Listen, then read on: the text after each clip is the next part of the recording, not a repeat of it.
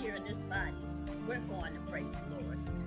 So that's how I encourage. Say that a little louder. Say it again. The people in the back. Well, the people in the back, you have to speak to that illness. Speak to that illness. Hello and welcome to another edition of Overcoming Illness. I'm Paula Denoncourt, your host, founder, and CEO of Enrich Your Health.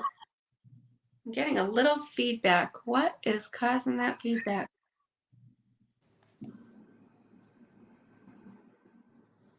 Okay. Can you guys hear it anymore? how's that? Yeah, it sounds better than when you first started. Okay, yeah, I was getting some feedback. Okay. So welcome to Overcoming Illness. I'm your host, Paula Denoncourt, founder and CEO of Enrich Your Health. I've been doing my business since 2010. It is still like, what is this? Hello? I'm not hearing it anymore, Paula. No? Okay. Not on my end. Hopefully not for the audience either. Okay, good. All right. I'm sorry. Sorry about that. So I've been doing my business since about 2010. I help people with one-on-one coaching, group coaching, speaking engagements, and now my own TV show. So I am looking for people to be guests on the show that have overcome an illness or going through an illness or something like that. So if you're interested in something like that, then you would reach out to me on Instagram or Facebook Messenger, and I'd be glad to help you with that. Or you can text me. My number is 508-330-9665, and we could set something up. Awesome. Are you getting feedback now? I am. You are? Yes. Where is that coming from? I just Are you don't. hearing it when I speak? No, so it's me, but why? I don't have anything on. Let me see.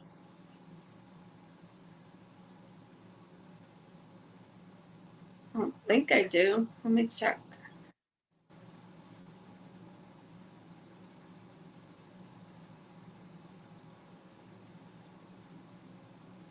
What in the world is doing that?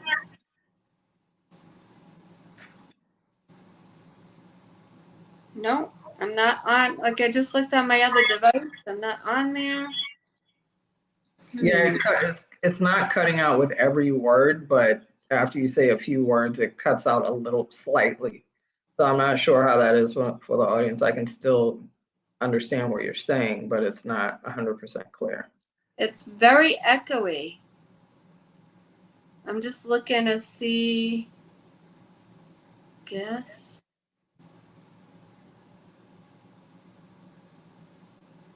I'm going to try to go out and back in. Let me see if that works. I'm not going to end it. Give me one moment. Okay.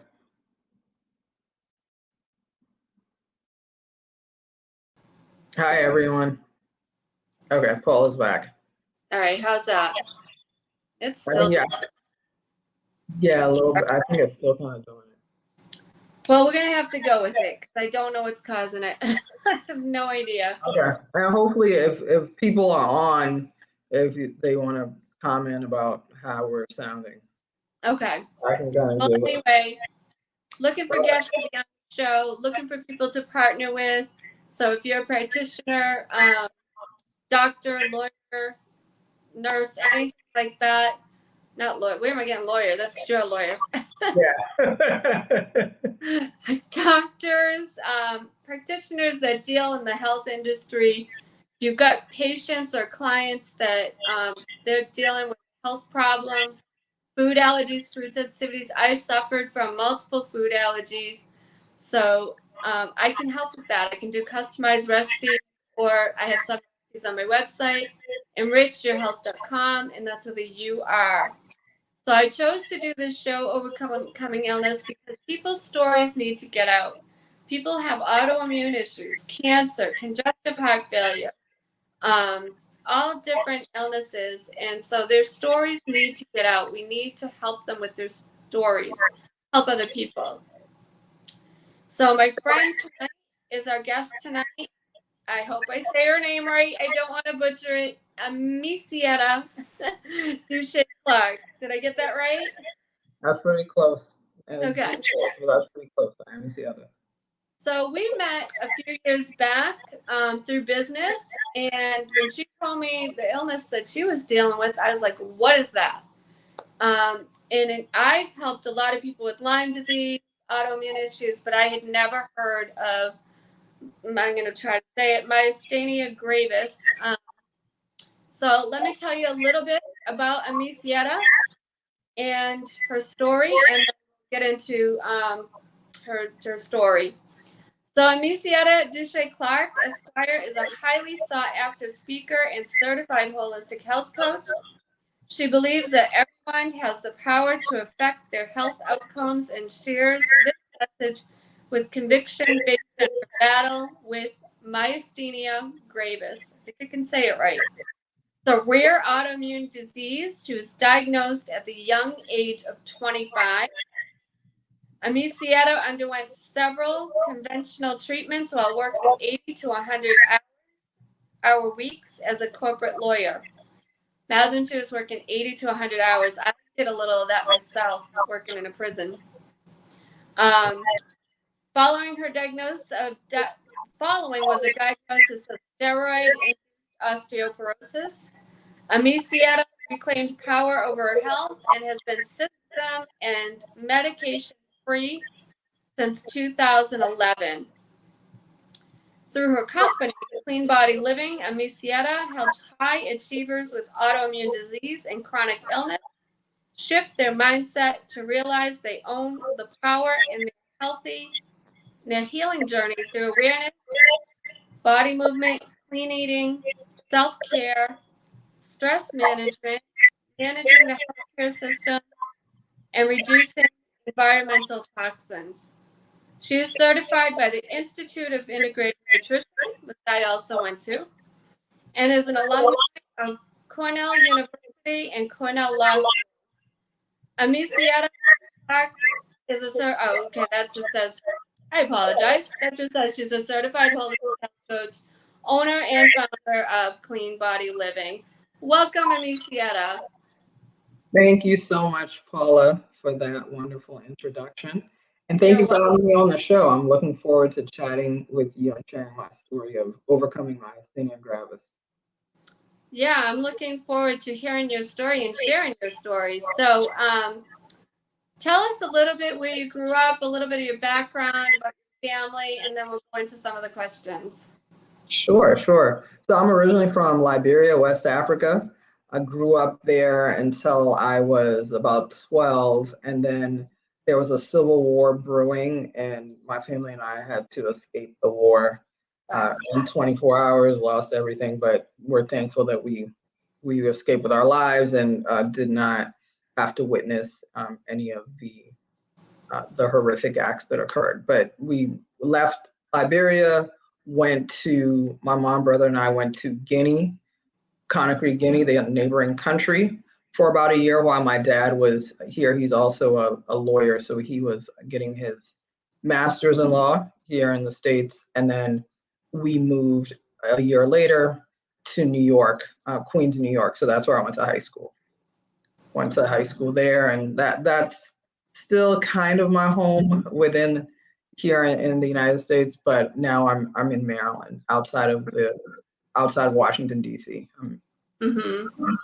Wow. Yeah. So let's get into some of the questions. I'm sure people have a lot of questions. So let's start with the big one. What the heck is myasthenia gravis? Yeah, it's gravis. So Gravis. that's the same question that I had, Paula, and I'll just give you a little bit of background. So I went to law school. I was in New York, and then my parents moved to New Jersey, North New Jersey. I was down in New Jersey between law school bar exams and I was driving back to Cornell. So through Pennsylvania into upstate New York, and all of a sudden I couldn't see. Like the lanes were crossing one another, things were blurry, and I had been studying for my administrative law exam. I was thinking, man, I've been studying, but I don't think I'm that tired. Long story short, doctors couldn't actually figure it out. They said, "Oh, everything's fine." We ran a CAT scan. Long story short, I had to pull onto the side of the road, call 911. Everything was fine. I started going to a few doctors, and it was right when I had that initial episode of blurred vision. It was right before Christmas. So I came down to Maryland because even though we lived in New York, New Jersey, most of my family, extended family, lived in Maryland. So I came down, and my cousin, who's a pediatrician, said, those symptoms sound like myasthenia gravis. And I had the exact reaction. Paul, I was like, what? So myasthenia gravis is a rare autoimmune disease. I know you've talked about autoimmunity on your show, but I'll just give a quick sentence description. It's where your immune system mistakenly attacks parts of the body. So in myasthenia gravis, the immune system is attacking the muscle nerve connection. So there are these receptors. There's a neurotransmitter called acetylcholine, and the receptor is where the immune system is attacking it. So when your nerves say to your muscles, open your eyes or raise your hands, the immune system attacks that, so you have weakness. So that's why I had blurred vision. Eventually, I had other weakness in my body. And myasthenia doesn't just affect the eyes, it can affect chewing and swallowing. It can affect arms and legs. And unfortunately, myasthenia gravis is fatal, as it can attack the lung muscles as well. Oh, wow. I didn't So know that. thankfully for me, throughout the journey, I did not have any lung involvement, but definitely scary stuff. Yeah, I would say so. You're driving and all of a sudden you can't see. Like, that's just crazy. Yeah. Wow. Unfortunately, that wasn't like the only time it happened. Mm-hmm. I wonder if I turn that down. Let's see if I turn the volume down. I think that might have helped. Okay, I'll let you know. Still That might be echoey. it. Okay. Sorry. So tell us about being diagnosed with myasthenia. Like you say, you didn't know what it was. You tell us about how long before you even started to get treatment. Like, you might have just, like I said, was tired, Right. Well, thank God for my cousin, because at least I had something to go in with. Right. So when I saw a neuro-ophthalmologist and an ophthalmologist, and they thought it was something with my eyes at first. So they said I had a disease called Horner's syndrome, and they were thinking about treatment for that. And then I ended up going to a neurologist. Now I was armed with this diagnosis. Definitely saw one doctor who was, as I say in my upcoming book, cold as ice, who told me that his patients die. But when I eventually went to another hospital with another team of neurologists, I mentioned the diagnosis. I mentioned myasthenia gravis. And I said, "Oh, my cousin told me myasthenia gravis." And they asked, "What type of doctor is your cousin?" I said, "A pediatrician." "Oh, she doesn't know what she's talking about." But anyway, let's just test you for it anyway. So they ended up testing me. There's a blood test to test for acetylcholine receptors. I mentioned that earlier. So if you're acetylcholine receptor antibodies, so if the antibodies to that, that's one of the ways that they can diagnose this. And there are a few other tests as well. But once they did that test, then they thought I had myasthenia, and then they went on to do a couple of other tests and confirmed that I had myasthenia. But I think, like I said, I'm thankful for my cousin, because I know so many people go months, years without a diagnosis. Doctors are misdiagnosing them, thinking they have something else, and it just takes a long time. Because, for example, blurred vision is one of those vague symptoms. People with MS have blurred vision. People with eye conditions have blurred vision.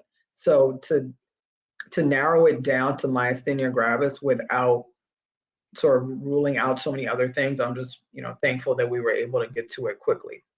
Now, trying to figure out how to treat it, that was another story. And I'm happy to talk about that as well. So absolutely, tell us about that. So one of the treatments is taking a medication called Mestinon, which is short acting. And so for some people it works, for some people it doesn't. And I think that's the case with many medications, right? So I started taking Mestinon. I was going to say, I believe it has less side effects than some of the other treatments. But it didn't work for me. I remember keeping a chart about when I took Mestinon and what my symptoms were, like whether there was any improvement, and couldn't really notice a pattern. So at this point, I was back in law school. I was actually diagnosed I first had those symptoms in December of 2002. So it was my last semester of law school. And then in the spring semester, that's when I started taking Mestinon. And then the doctors didn't really figure out what worked for me until later on that year. So maybe in like March or April. So because Mestinon wasn't working, they put me on an immunosuppressant drug.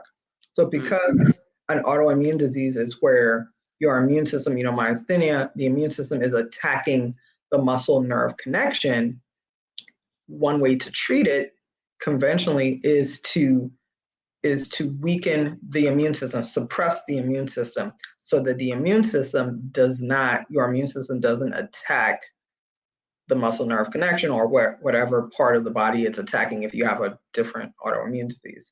But of course, if you're suppressing your immune system, then I got sick from everything else, right? It was literally, Paula, the drugs that transplant patients take, like anti-rejection medications. That's what I was taking. I remember I was 25, right? Those are the medications that I was taking. Medication called Neural, but they have so many other immunosuppressants these days. So I was taking that and got like every bronchitis every time like there was like a virus coming around me, I'd like get it. Oh wow. So yeah, I took those immunosuppressants for about 4 years. Yeah. Wow. So tell us about taking all these different drugs. They led to other things. What was working, what wasn't? Sure. So I took the immunosuppressant for about 4 years. And then my doctor said, oh, you know what? This might have side effects. I'm like, well, thank you for telling me 4 years into it. So it's like, I don't want you to stay on these medications for too long. You're a young woman. He kept saying you're a young woman. So he switched me to prednisone, which is a steroid which reduces inflammation. And that has a whole host of really nasty side effects. But he did, even though I only had myasthenia gravis, I only experienced symptoms in my eyes. So I had ocular myasthenia. There's a test called an EMG where and I can't remember exactly what it stands for at this point right now, but it's an electromagnetic test where basically what they do is they inject you with needles and then send electrical impulses through the needles to stimulate your muscles. So it's basically like they're electrocuting you with a needle in you. It's like the worst test I've ever had. And when I first had that, and unfortunately I had that test a few times during my journey, but the results of those tests showed that even though I was only experiencing it in my eyes, that it was throughout my body. So it was in other muscles in my body. so my doctor recommended, or he had started hinting at taking surgery, removing my thymus gland, so having a thymectomy, because research has shown that people with myasthenia gravis either sometimes have an enlarged thymus gland, and removing it can help. And the thymus plays a role in immunity in children, but not so much in adults. So he kept mentioning that, but because I was only experiencing it in my eyes, I didn't want to do the surgery because I wasn't experiencing any other symptoms. But anyway, so I just want to give you that background, because that sort of leads to some of the other treatment options that I had later. So I went on the steroid prednisone. And prednisone, the side effects are osteoporosis, diabetes, glaucoma, cataracts, just to name a few. And I took that for about 2 years. And then I was working as a corporate lawyer and working crazy hours. So even though I was taking these medications, even when I was taking the immunosuppressants, they would stop working. Like, even though I was taking my medication as according to the instructions, the medication stopped working, and then I would have to take 2 different medications at the same time, or increase the dose. The doctor would increase the dose just to keep me stable. So because things were, and I'm happy to get into that a little bit more, but because that's how things were going, I decided to finally do the surgery. So I did the surgery in 2009. So about 6 years into battling myasthenia gravis, I had the surgery, and I had to get off prednisone because prednisone increases bleeding. And I had to get off prednisone. But then a couple months later, about 5 months later, I started to experience weakness in my hands. Like I couldn't type. And remember, I was a corporate lawyer. I was doing private equity and mergers and acquisition transactions where I'm, drafting, 80 to 100 page documents, the main document, and then like 15 other documents. Like I had to type, right? So like I couldn't move my fingers. And then I was also experiencing some weakness in my legs, and my leg, like I couldn't, it's hard to explain, and I can't really show you right now on the show, but it was like my leg wouldn't walk straight. Like I couldn't put my foot like down like this. It was like I had to like hobble along like that. Oh, wow. And the funny thing is, the doctors, and I didn't figure this out either, didn't make a connection to myasthenia. Like they were checking me for blood clots. They didn't know what was wrong with my leg. It wasn't until later on in my journey that I put 2 and 2 together, and I said that was myasthenia. But anyway, because of the weakness in my hands, the doctor wanted to put me back on the steroids. So at that point, I had started doing more research. I had actually met a chiropractor when I was recovering from surgery, and she started talking about nutrition and BPA, bisphenol A, and plastics, and things, light bulbs are going off in my head. Like maybe these things are all connected. Maybe this could be contributing to my illness. So I was a little bit more educated. I was starting my journey of research and reclaiming my health. And I told my doctor, how about the long-term side effects, such as osteoporosis, glaucoma, diabetes, cataracts, as I mentioned? And he said, oh, but you're young, you're 31, and you're on a low dose of the medication. You don't have anything to worry about. So I went back on the medication. Then I could see, and the blurred vision was like really bad at that point. I would see like cars like in the river. Like, it was crazy. Ooh. Yeah, like I definitely couldn't drive. But so the blurred vision cleared up. I could move my hands and I could walk properly. But then 4 months later, I went to see my gynecologist, and she said, are you still on prednisone? How is your health, your general health? And I said, oh yeah, I just got back on prednisone. She said, you know what? I think we need to check your bone density. So this is my gynecologist, not the neurologist I was going to. So she checked my bone density 4 months after I went back on prednisone, And what do you know? I had osteoporosis at the age of 32 in my spine and in my hip. Oof. Yeah, for me, that was like my turning point because I was so upset, not just because I was a young woman with osteoporosis, but because I raised this to my doctor. And my doctor didn't say, you know what, he can't predict the future. He's not God, but he could have said, you know, that's a real possibility.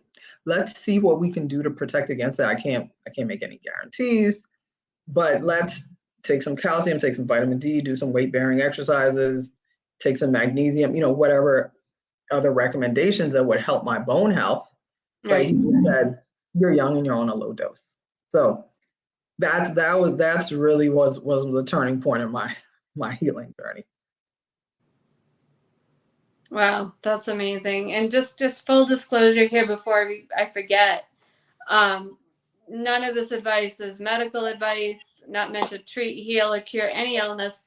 These are Amsietta's experiences and for educational purposes only. Just wanted to add that. Yeah, we definitely have to have the disclaimers, you know. Absolutely. Yep. This is my story and what worked for me. Talk to us a little bit. I've talked on the show about my stressful situations. I worked in a prison for 22 years. I was a dispatcher. I went through a lot of high stress situations. Talk to us about your stress, being an attorney, working 80 to 100 hours a week. Yeah. You know, no wonder your eyes, it's almost like, it's so funny how the illness hit your eyes. I mean, that's basically what you were using. Right. Your eyes and your hands. So it was like your body was like, I'm done, lady. Yeah. So tell us about that. Yeah, I didn't get the message for like some years, right? But that's a good question. So I remember, I'll share this story. I was put on a deal and I ended up working, it was like $2 billion companies merging, and we had to get the deal done by a certain point. So that first, when I was put on the deal, I was working like 75 hours, billable hours a week. And in big firms, like lawyers in general, bill their time in sometimes 6-minute increments. So if Paula, you called me and we talked for 15 minutes or 10 minutes, I can't bill that time. If I went to the bathroom, can't bill the time. If I went to eat, can't bill the time, right? So 75 hours a week could be 85, 95 hours, depending on what else you were doing or anything administrative you're doing. So I was working I did 300 hours in 1 month, right? So about 75 hours a week. I remember during that time, I did about 40 hours in a weekend once, from Friday to Monday morning, Friday night to Monday morning. And then the next month, and I think this was just like my young self and not really being aware of how the illness was impacting me and how the stress was impacting me. Because I had worked 300 hours, I was 300 hours away from making a bonus for the end of the year. This was in November. So I was like, wow, if I work another 300 hours, I can make the bonus. So the deal continued into sort of mid-December. I found those other hours. So basically worked 2 300-hour months. Didn't have any blurred vision, no flare-ups. Martin Luther King weekend, so like 3 weeks later, all of a sudden I started getting blurred vision. I was like, yeah, but how come the vision, it didn't affect me while I was working those hours?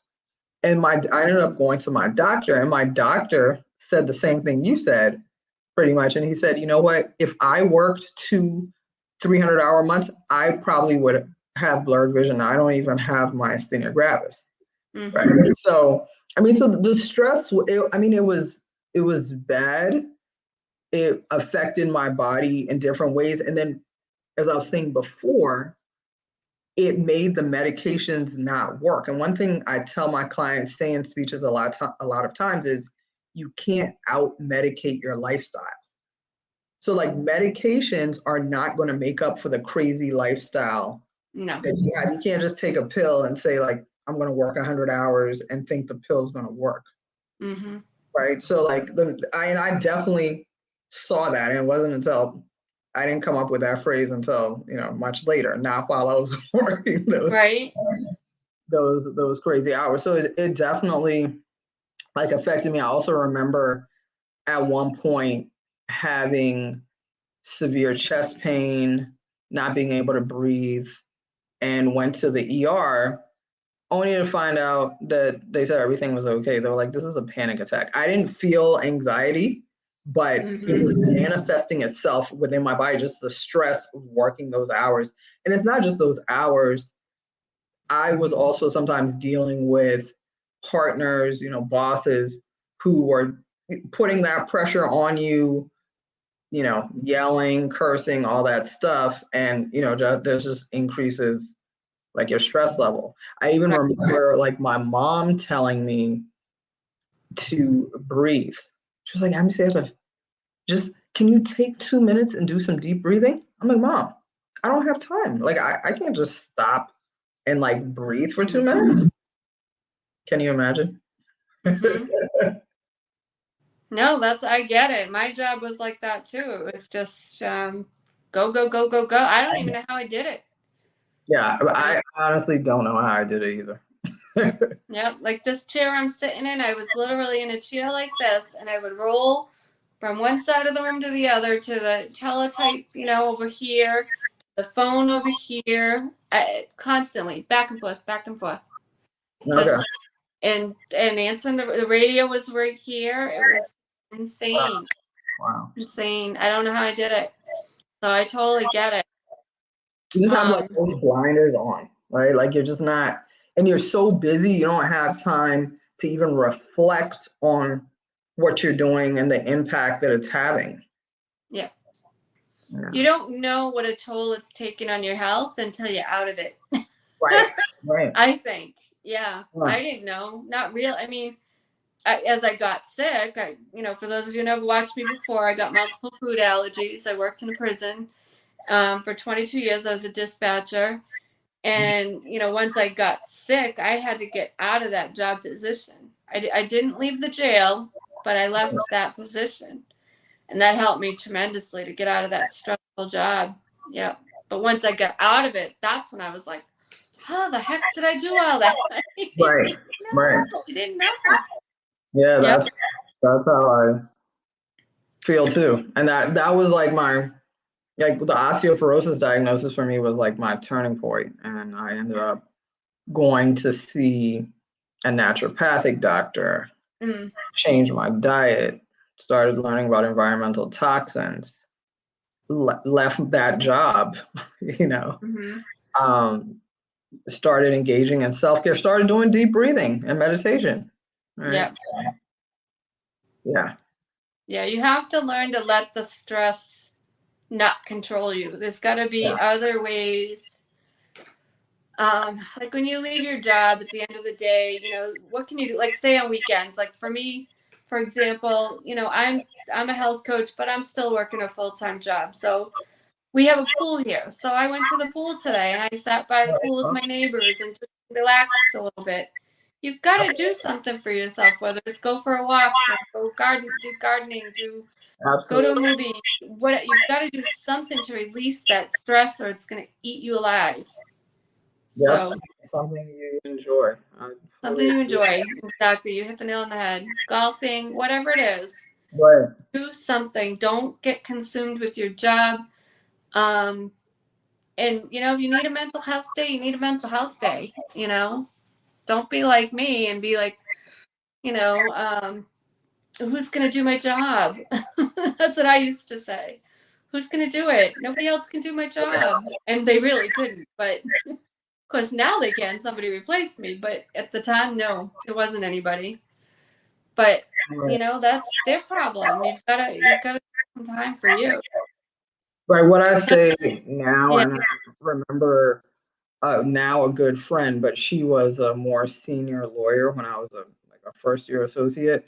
and I was stressed. It was 11:30 at night. I hadn't eaten dinner, and Mm-hmm. the senior attorney, the counsel I was working with, was like, "Can't you send out these documents before you eat?" I'm like, "I haven't eaten. It's 11:30 at night," and she was stressing me out. But anyway, my friend, now my friend, told me, "Calm down.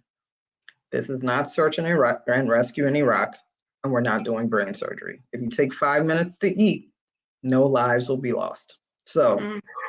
definitely, I mean, of course, people do have jobs where a misstep for a couple seconds could result in lives lost, but a lot of people don't have those jobs. We feel like we can't take a couple of minutes for ourselves. Oh yeah, I used to eat peanut butter and jelly sandwiches answering the switchboard because I couldn't take a break. Right. I could take a break later. Like I worked 3 to 11. I could take a break at like 9 o'clock at night. But who wants to eat supper at 9? Right. Exactly. So it's not easy. I totally understand. So tell us a little bit about. You just talked a little bit about the breathing meditation. So how does mindset play a role in your healing? Man, that mindset is key. To me, mindset is the foundation to healing. That's what I realized through my healing journey. So number one is thinking positively. Like, even there are lots of times where I've said, I'm healed, and people have said, no, you're not. There's no cure for myasthenia gravis. But if you think, whether you think you can or you can't, as Henry Ford said, you're right. So like, if you think you can heal, that's going to manifest itself as positive energy in your body. I mean, when we think negatively, we're stressed, we start feeling, for me, pains in my tummy, in my belly, pains in my neck, like that manifests itself negatively in our body. And if we think positively, it manifests itself positively. So we say affirmations, right, to ourselves, like, I can heal, I'm healthy and whole, like, I will beat this illness, right? Yeah. That our brains are in constant communications with our bodies, right? So thinking that you can thrive and heal from an illness is just going to have so many benefits. And then secondly, if you think that way, then you're going to start thinking outside the box. So then you might say, you know what, in addition to this doctor that I have, this neurologist, let me get a naturopathic doctor. Let me get somebody who can help me with diet. Let me see if there are other healing modalities. Let me see if there's, what's this whole functional medicine thing about?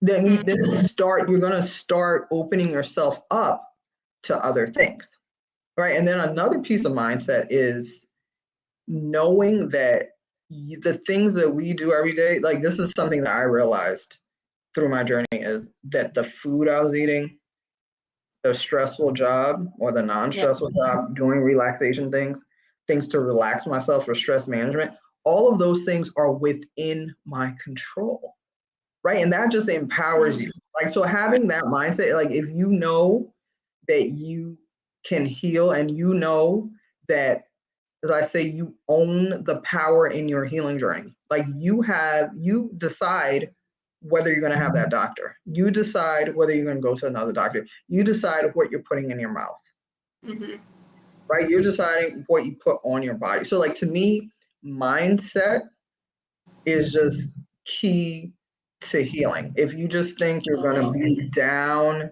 all the time, like you can never thrive, you can never beat the illness, then you're probably just going to be stuck there. It's going to be like even hard for conventional treatments to work. There's a mind-body connection. And Absolutely. Yeah. For me, it's prayer. I just believe in power of the tongue. Just praying. Like you said, I'm healthy. I'm whole, and I just say in Jesus' name. I'm a believer as well, and I know, like, that my spirituality was definitely a big part of healing. It was a big part. Like, I was like talking to Jesus all the time about it. And yeah, life and death is in the power of the tongue, right? So, Absolutely. Yep. um, as a man thinketh, so is he. So, Right. like that's all scripture. Yep. Absolutely. So tell us a little bit about the osteoporosis and, you know, man, I mean, you were like in your 20s, maybe early 30s, and now you've got, so what, did you start feeling a lot of pain in your bones? What happened? No, I didn't feel anything, and honestly, I need to actually go and do a bone density test just to check. The reason I haven't so far is I ended up going to a specialist, and she told me that there were a number of treatments that would affect my fertility. And at that point, I didn't have kids. I wanted to have kids, so I wasn't going to take them. I mean, she wasn't even recommending them because she was like, "Hey, you're 32. You know, if you want a family, I wouldn't want to put a young woman on these medications." But also let me know that if I got off prednisone by the time I was 40, then the osteoporosis might reverse itself. And I ended up getting off prednisone within a year when I was 33. So I actually have not checked. I'm 45 now. I haven't gone back to check. I do things for my bones now. I Yeah. take my calcium, I take my vitamin D, but no, I didn't experience any pain. I mean, I have started having certain structural issues, like I have like some hip issues, back issues, but I don't think it's necessarily connected to osteoporosis, but you never know. This is a good Right. reminder to just do the bone density test, but I know I'm not taking any medication, like for Right. it. Yeah. So tell us a little bit about the dietary changes that you had to make. Like what, I mean, I know a lot about autoimmune and what can help with it, but tell us the dietary changes you had to make. Did you have to eat anti-inflammatory foods? What did you have to do? Oh, sure. Thanks. So, yeah, my naturopathic doctor mentioned an anti-inflammatory diet. I was like, what's that? I never heard Right? of it. This is like, when was it, 2010? So I hadn't heard of an anti-inflammatory diet. She told me to stop eating dairy. Ah, That was like a game changer for me. So wow. and for me, I never liked milk. Like despite like my mom's attempts to get me to drink milk as a kid. Like I mean Yeah. I drank it, but I was never like somebody who was like chugging milk, right? Mm. So, but I did like to eat yogurt. I knew yogurt had probiotics. And sometimes I'd eat mozzarella, you know, pizza here and there and those mozzarella sticks. So I completely cut out dairy. It's been 12 years. Or Wow. 13 years, I haven't had any dairy.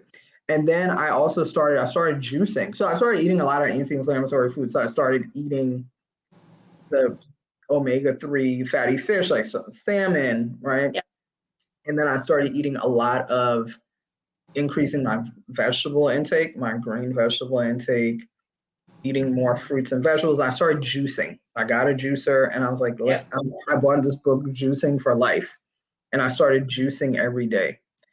So started juicing, and then I started learning about organic food. Like I already knew organic food, but like really getting into what's in conventional food. So the pesticides, the hormones, and Yeah. the antibiotics. So I started eating, and at that point, like I know a challenge for people with organic food is the cost. Yeah. At that point, I could I could definitely like afford organic, but I just didn't know sort of the benefits. So I had started, educating myself. So I started eating like all organic food, and yeah, mainly the juicing, organic foods, and no dairy definitely made a big difference in my life. I didn't eliminate gluten. I didn't know about gluten at the time. I don't eat gluten now, but I didn't eliminate it then, but I definitely saw a difference with eliminating dairy. Okay. Yeah. Yeah. Yeah, I can definitely see that. You know, dairy contributes to inflammation Yeah, or, absolutely. yeah. Yeah, Now I'm like anti-dairy. Like my kids don't eat dairy. I make exceptions. Right. Like if they go to like parties and stuff like that, but we don't buy dairy at our house. I'll cheat on dairy every once in a while, some cheese or something, and I'll tell you, Yeah, for me, it causes congestion. yeah.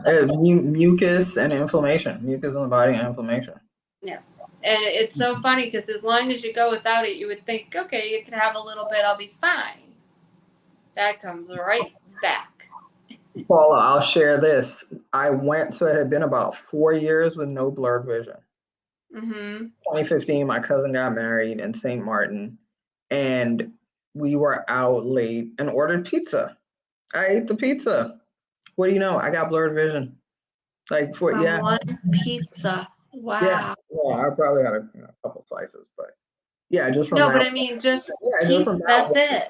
Yeah, yeah, yeah, Wow. That's crazy. yeah. And even now, so I didn't know at the time, but grains and legumes really affect some people with autoimmune diseases, and I didn't have any issue with that. The only thing I really eliminated from my diet was the dairy, right? Mm-hmm. And then I added some good stuff, crowding Right. out. I'm sure you know that concept from being a integrative Right.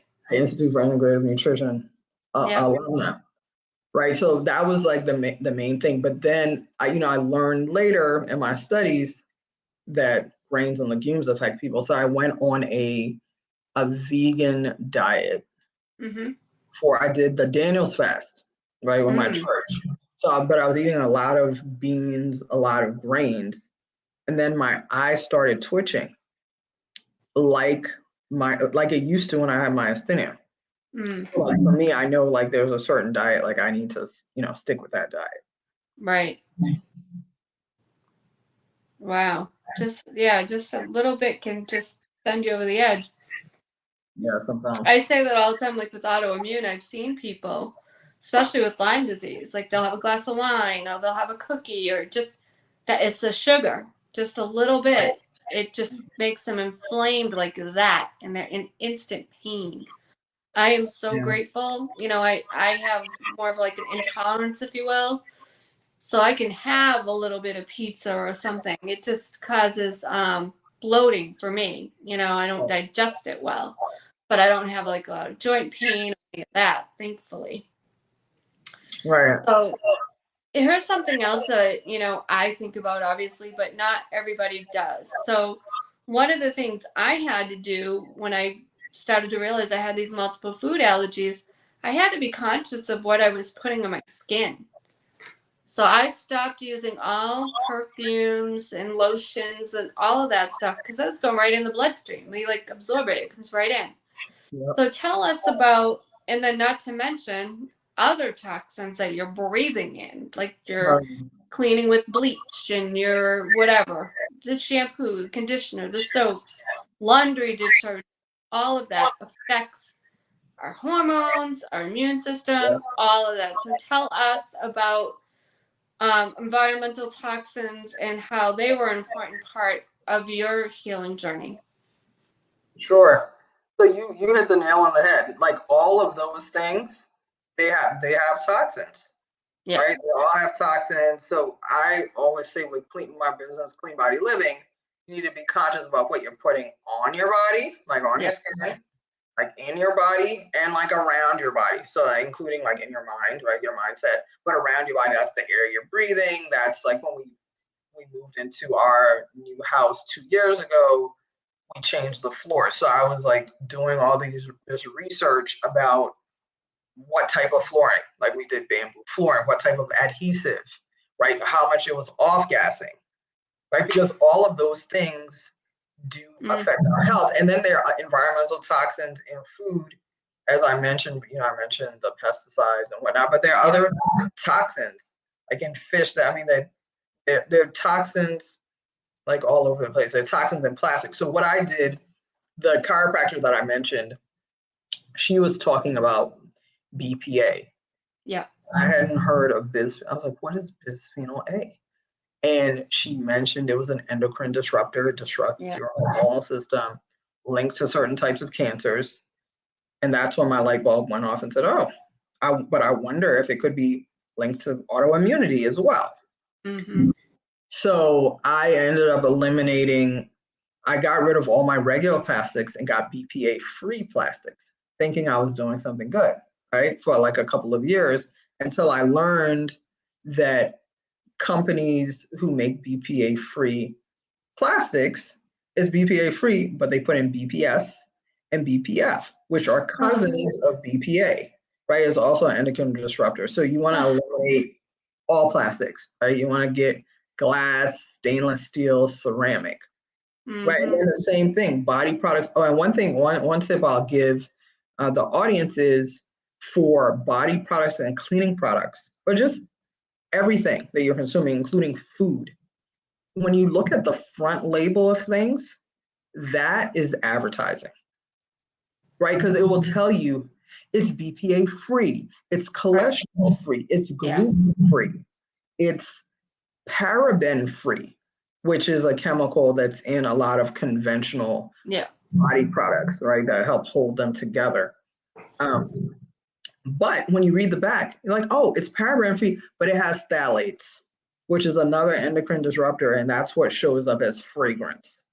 Like you're saying, you eliminate things with fragrance. Even things that have fragrance free have phthalates, right? So you need to educate yourself, read the back labels, and make the best choices for yourself. Oh, and water is a big one, right? Like a lot of us are drinking water. We might have our regular filter that they sell at the supermarket, and we're like, oh, this is great. We're filtering out chlorine and chromium and whatnot. But you really need to find out what's in your water and then filter for those things, or just get like a super filter that filters like everything.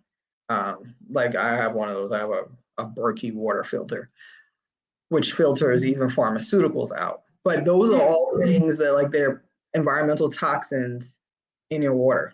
There's like arsenic in your water. So just being like, what I tell people is, like I said, being aware of what you're putting on, in, and around your body. Yeah. Right. And you do your research. And then I also say try to do one thing at a time, a couple things at a time. Like if you're like, oh my gosh, okay, so my water, my plastics, I have to eat organic food. Let me see, anti-inflammatory diet. I need to start meditating. I need to upgrade my mindset. You're not going to do anything. Like you're going to get so overwhelmed. Oh yeah, you're gonna. So you have to do one thing at a time. Mm-hmm. So. Yeah, it can be a lot. So tell us. So you have your own business, Clean Body Living. Yeah. Tell us some. Do you have any testimonials of helping somebody else with an autoimmune illness? Was it the same as yours, or was it something different? Any testimonials? Yeah, definitely. I've helped people with lupus to really find out like what dietary changes would work for them, because everyone is different, right? So I recommend that people do an elimination diet. I got to do an elimination diet with folks to determine what thing. I mean, for me, it was dairy. I honestly don't think anyone should eat dairy, but for the most part. But that might not be the thing that's triggering for every client, right? It might be gluten. So I've definitely helped people with lupus to find out, what was really triggering their health and triggering their symptoms. I'm also, people with myasthenia gravis, and sometimes it's not just the diet, right? Like sometimes it's really the self-care, doing, alternative healing. So yeah, I've definitely worked with people with autoimmunity. Does it like a light bulb go off for them? Like they're like, wow, thank God I finally have some sort of help here, Yeah, sometimes it goes off. Sometimes it just goes off while we're working together, and I can tell from like social media that they're sort of reverting to their same lifestyle. I think everyone has to get to usually I found that, people have to get to a breaking point, right? Like where they're like, listen, I've tried things, like I need help. Like I'm ready Yeah. to try. Like to me, if you had told me to just drink straight kale juice with no apples, nothing else, and you know No, how not gonna bitter happen. kale is, yeah, like I would have had it at that point. Like I would have had, like I drank. Do you remember noni juice?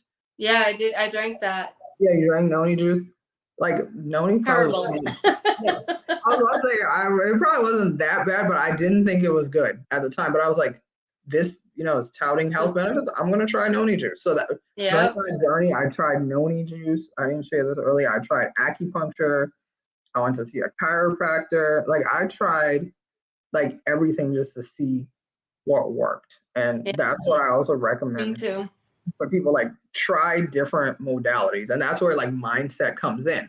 Right. So once you like open your mind where you can think outside the box, then you'll try, like I have a friend who tried Reiki. Like Reiki, the energy healing modality really helps. My aunt was telling me to try EFT tapping, emotional freedom technique. Like there are different things that work for different people.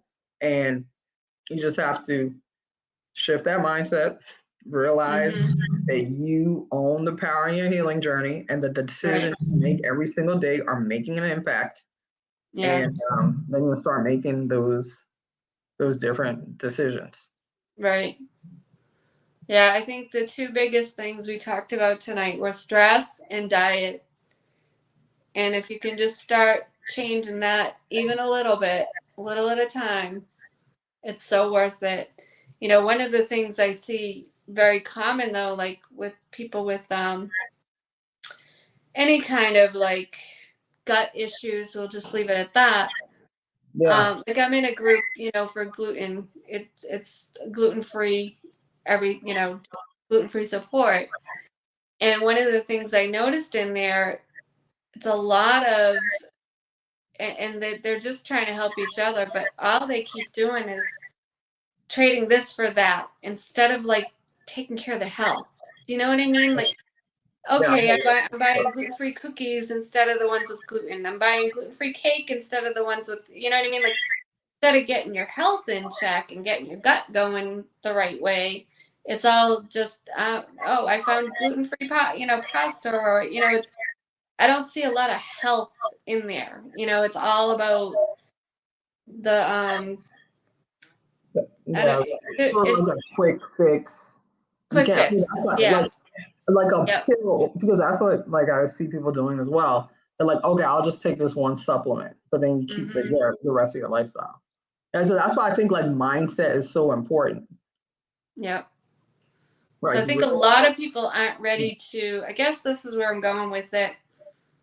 Like I had to change, like even gluten-free stuff wasn't good for me. Like it still didn't digest well because some of it's processed, Yeah. So I guess where I'm going with it is people really they've got to start changing. Like don't just trade this for that. Start eating whole foods. Change your diet. Like don't just do, gluten-free bread and cookies and cakes and, all that. You've got to change, have more whole foods that have nutritional value, I guess is what I'm getting at. Yeah. Absolutely. And I remember I spoke at my church a couple weeks ago and I was telling them, yeah, there are no like bread trees, right? Like, I mean, there are no bread trees. Like that's not a whole food, right? So like we really need to eat foods that are grown naturally in the ground, animals raised naturally, right? Like you recognize it as a food without packaging. Yeah, I posted this on Instagram the other day. The most important thing to remember about eating about food labels is to eat foods without labels. Yeah. I saw that quote somewhere. Yeah.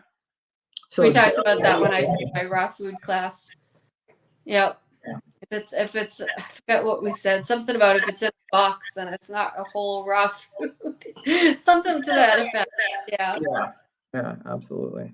So we have like no time left, but please, first I want to thank you for being on tonight. We do have a viewer who's given us hearts, so thank you for giving us hearts. I don't know who you are, But if anybody has a quick comment, feel free to put it in the comments. You can put it in the comments later. If you want to reach out to me, you can reach out to me on my website, enrichyourhealth.com. You can reach out by phone, just text me, I'll get back to you, or Instagram message, Facebook message. Those are 2 good ways to get me. Email is not the best, and the email on my website isn't the best either. So just text, Facebook Messenger, Instagram Messenger, and I'm looking for sponsorship for the show, partners to help with recipes for your clients or patients, and guests for the show. Ancietta, thank you so much for being on. Tell everybody how they can reach you and get in touch with you. Awesome. Yeah. Thank you so much for having me, Paula. So I'm at Clean Body Living on Instagram and Facebook. You can also visit me on my website, cleanbodyliving.com.